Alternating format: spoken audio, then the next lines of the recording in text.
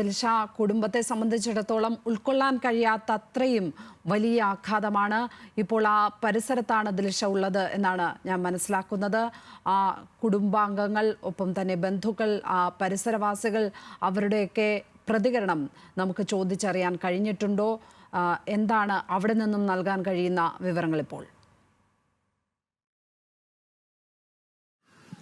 ലക്ഷ്മി, തീർച്ചയായിട്ടും നമ്മളിപ്പോൾ ഉള്ളത് ഷഹബാസിന്റെ വീട്ടിലാണ്. അതാണ് നമ്മൾ ഈ പുറകിൽ കാണുന്നതാണ് ഷഹബാസിന്റെ വീട്.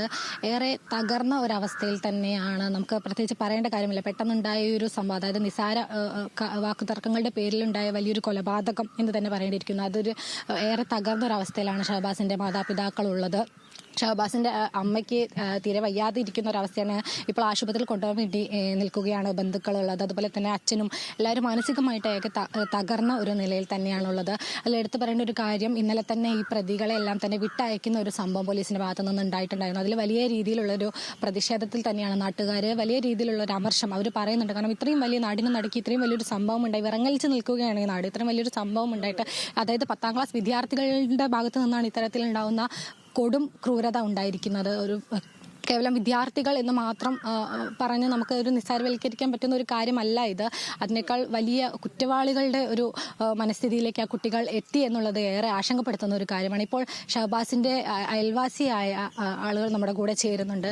അപ്പോൾ ഷഹബാസുമായിട്ട് എങ്ങനെയായിരുന്നു ഞങ്ങൾ ബന്ധം എന്ന് വെച്ചാൽ എൻ്റെ കുട്ടി തന്നെയാണ്. കാരണം എന്ന് വെച്ചാൽ 2 കാസ്റ്റാണെങ്കിലും അവൻ നല്ലൊരു മോനാണ്.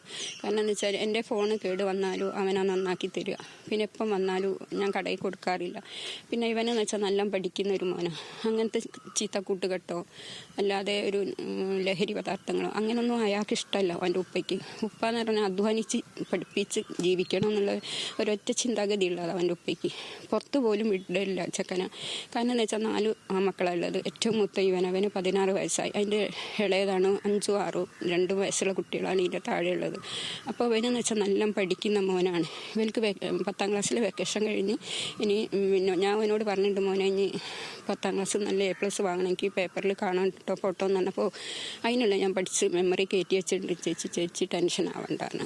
അന്നൊന്നും ഇങ്ങനത്തെ ഒരു കൂട്ടുകെട്ടോ ഇങ്ങനെ ഒരാളുമായിട്ട് ഇങ്ങനെ ബന്ധമുണ്ടെന്നോ ഒന്നും പറയില്ല. കാരണം അവനൊരു അങ്ങനെ ഒരു ചീത്ത കൂട്ടുകെട്ടില്ല.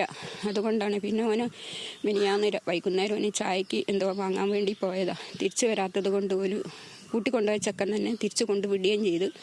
അതാരാന്നുള്ളത് എനിക്ക് ഇതുവരെ മനസ്സിലായില്ല. എന്തായാലും ഇവനെ ഈ ചെയ്ത ആരായിക്കോട്ടെ, ഇനി ചെറിയ കുഞ്ഞു പൈത മക്കളായിക്കോട്ടെ, അവർക്ക് നിയമത്തിൻ്റെ മുന്നിൽ കൊണ്ടുവന്നിട്ട് വേണ്ട ശിക്ഷ അനുവദിച്ചു കൊടുക്കാൻ തന്നെയാണ് ഞാൻ പറയുന്നത്. കാരണം അത്രയും നിഷ്കളങ്കനായ ഒരു കുട്ടിയാണ്.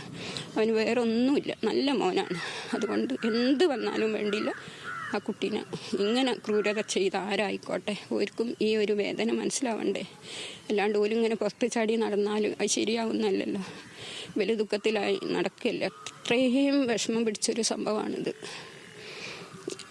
എൻ്റെ ഫോണാണെങ്കിൽ എപ്പോഴും വന്ന് നന്നാക്കി തരുന്നൊരു മോനെ. ഞാൻ കടയിൽ എൻ്റെ ഫോണ് കൊടുക്കലേ ഇല്ല. പിന്നെ ഞങ്ങൾക്ക് എന്ത് അസുഖം വന്നാലും എനിക്കും എൻ്റെ ഹസ്ബൻഡും മാത്രമേ ഉള്ളൂ ഇവിടെ. കുട്ടികളെ 2 മോളാണ്, അവരെ കെട്ടിച്ച് വിട്ടതാണ്. അപ്പോൾ എന്ത് വന്നാലും ഓരോപ്പനെ വിളിച്ചാലും വന്ന് ഏട്ടനെ ഡോക്ടറെ അടുത്ത് കൊണ്ടുപോകും. എനിക്ക് വേണമെങ്കിൽ മരുന്ന് ഇങ്ങോട്ട് വാങ്ങിക്കൊണ്ട് തരും. അത്രയും നല്ല ഒരു ഫാമിലിയാണ് അവർ. അപ്പോൾ അങ്ങനത്തെവർക്ക് എന്തായാലും നിയമത്തിന് മുന്നെ കൊണ്ടുവന്നിട്ട് അതിന് വേണ്ട ശിക്ഷ അനുവദിക്കുക വേണം. അല്ലാതെ വെറുതെ വിടാനേ പാടില്ല.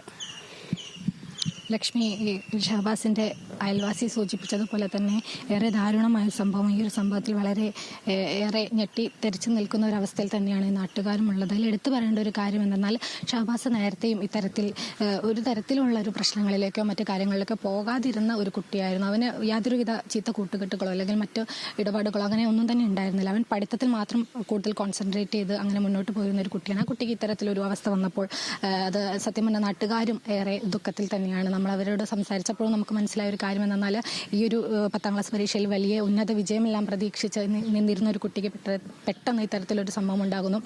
അവർ സൂചിപ്പിച്ചതുപോലെ തന്നെ പ്രതികൾ, നമ്മൾ നേരത്തെ ഈ കാര്യം പറഞ്ഞതാണ്, പ്രതികൾ അവർ കേവലം വിദ്യാർത്ഥികൾ എന്ന് മാത്രം കണ്ടുകൊണ്ട് മാത്രം നിസ്സാരവൽക്കരിച്ച് വിടേണ്ട ഒരു വിഷയമല്ല ഇത്. കാരണം ആ കുട്ടികളെ കൊണ്ട് ഇത്തരത്തിൽ വലിയ ഒരു ക്രൂരകൃത്യത്തിലേക്ക് നയിച്ച ഒരു സംഭവം ഏറെ ആശങ്കപ്പെടുത്തുന്ന ഒരു കാര്യം തന്നെയാണ്. അതിനെ അതീവ ഗൗരവമായി തന്നെ കാണേണ്ടതുണ്ട്. കാരണം ഇന്നലെ രാത്രിയോടുകൂടി ഈ 5 പേരെയും പോലീസ് തിരിച്ച് അയക്കുന്ന ഒരു സാഹചര്യം ഉണ്ടായിരുന്നു. അതിൻ്റെ പേരിൽ വലിയ രീതിയിലുള്ള പ്രതിഷേധം നാട്ടുകാരുടെ ഭാഗത്തു നിന്ന് ഉണ്ടാവുന്നുണ്ടോ, നാട്ടുകാരുടെ ഭാഗത്തു നിന്ന് അത്തരത്തിലുള്ള പ്രതിഷേധം ഉയരുന്നുണ്ട്. എന്തായാലും ഇന്ന് ഏകദേശം 11 മണിയോടുകൂടി 5 പേരെയും വെള്ളിമാടുകുന്ന് ജുവനൈൽ കമ്മീഷന്റെ മുന്നിൽ ഹാജരാക്കുമെന്നാണ് നമുക്കറിയാൻ സാധിക്കുന്ന വിവരം. നാട്ടുകാരെല്ലാം തന്നെ വീട്ടിലേക്ക് എത്തിക്കൊണ്ടിരിക്കും.